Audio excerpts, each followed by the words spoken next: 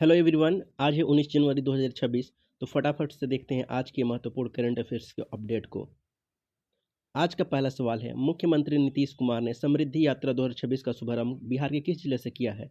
इसका सही जवाब होगा पश्चिमी चंपारण। पश्चिमी चंपारण में बेतिया से इन्होंने 16 जनवरी 2026 को इसका शुभारंभ किया। यह 16 जनवरी से 24 जनवरी तक चलेगा। इसका थीम था संवाद, विकास और समाधान का निश्चय। आज का दूसरा सवाल है, नीति आयोग द्वारा किसे भारत की अदरक की राजधानी जिंजर कैपिटल घोषित किया गया है? इसका सही जवाब है मिजोरम। मिजोरम को नीति आयोग ने जिंजर कैपिटल के नाम से घोषित किया है।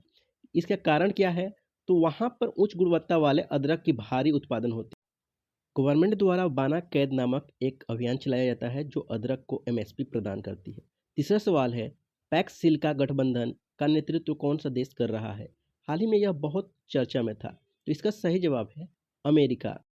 यदि हम इसके उद्देश्य की बात करें तो चीन के द्वारा जो एकाधिकार किया गया है रेयर अर्थ मिनरल्स और क्रिटिकल मिनरल्स, उससे छुटकारा पाना है।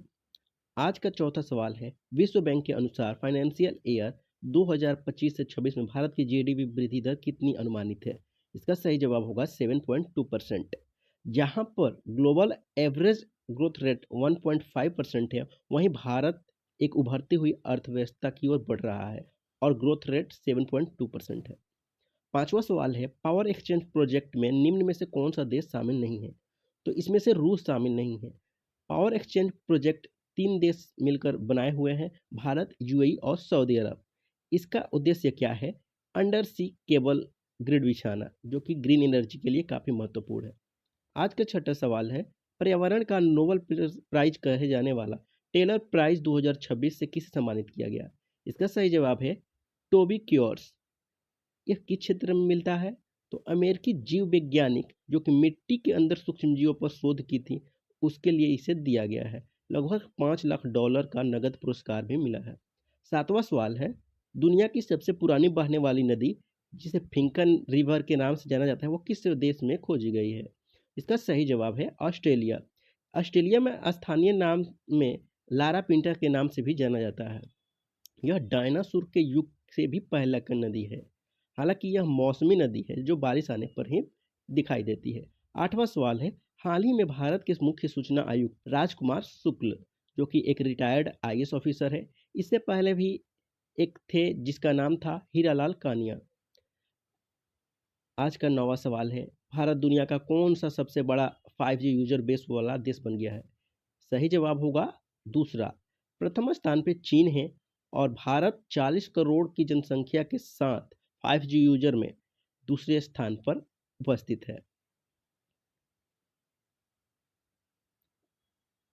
अब देखते हैं bonus rapid fire one liner type से। ICC player of the month किसे चुना गया है दिसंबर के लिए? Mitchell Stark.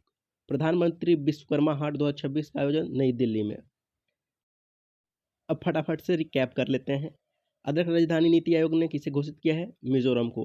विश्वकर्मा हाट कहाँ हुआ आयोजित? नई दिल्ली में।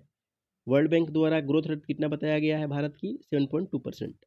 ICC player of the month दिसंबर के लिए किसे चुना गया है? मिशेल स्टार्क, जो ऑस्ट्रेलिया के हैं। प्रधानमंत्री विश्वकर्मा हाट 2026 नई दिल्ली में और केंद्रीय मंत्री एमएसएमई जीतन राम मांझी द्वारा इसका उद्घाटन किया गया है।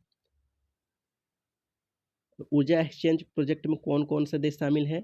भारत, यूएई और सऊदी अरब। रूस इसमें शामिल नहीं है। इसका उद्देश्य क्या है? समुद्र के नीचे केबल ग्रिड बिछाना। अंतर्राष्ट्रीय पतंग महोत्सव का आयोजन डीडीए मैदान, सराय काले खां स्टेडियम, नई दिल्ली में किया गया। उद्घाटन केंद्रीय मंत्री अमित शाह द्वारा। आज के लिए बस इतना ही। धन्यवाद।